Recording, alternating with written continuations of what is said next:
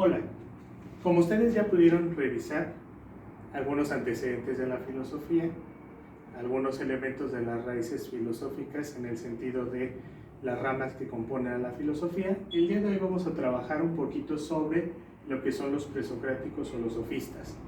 Estos grupos de filósofos que en algún momento surgieron en la Grecia se organizaron a través de diferentes escuelas, por ejemplo la escuela jónica, la escuela milesia, la escuela de los pitagóricos, la escuela de los platónicos o de los atomistas.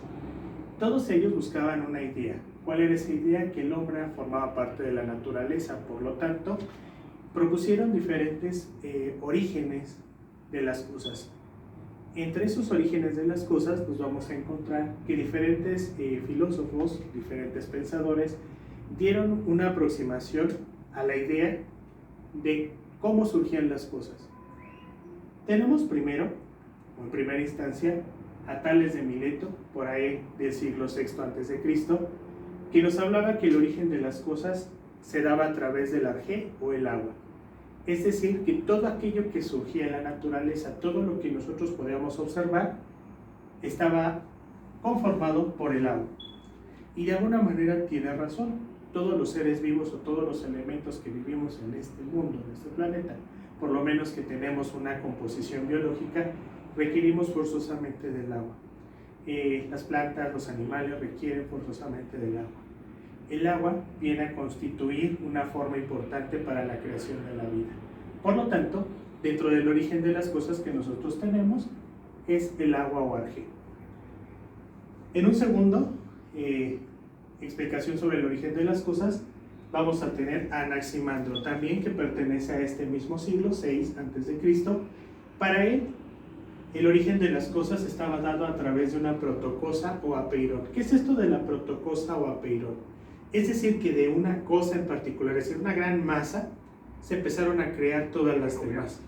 Es como en el sentido de cuando nosotros tenemos una explicación del origen del universo, de la teoría del Big Bang, que veníamos de una enorme masa que se fue condensando y que de alguna manera explota y da origen a las demás.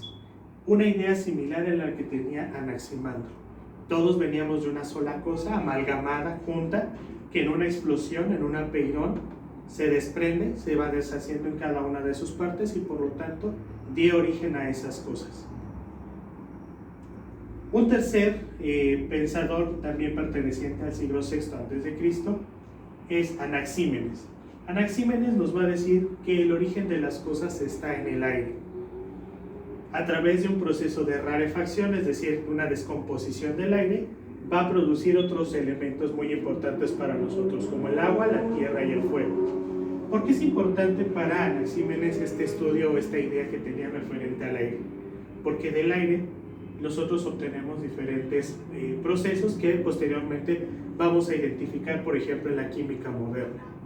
El aire está constituido de diferentes sustancias, entre ellas el oxígeno, el nitrógeno, pero siendo el oxígeno quizá el más importante que nosotros tenemos para la supervivencia como seres humanos y para dar la parte vital, por ejemplo, a otras especies como las plantas o como los animales.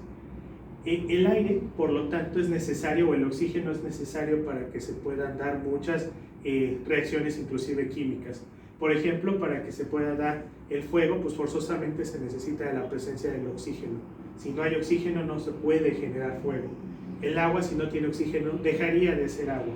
Y por lo tanto, la tierra no tendría sería prácticamente un polvo inerte si no tuviese oxígeno y otros elementos. Por lo tanto, para Anaxímenes el origen de las cosas está en el aire. Si no hay aire en el ambiente, obviamente nosotros no existiríamos, no habría vida que se pudiera dar. Por lo tanto, dentro de esos orígenes de las cosas vamos a encontrar estos tres primeros.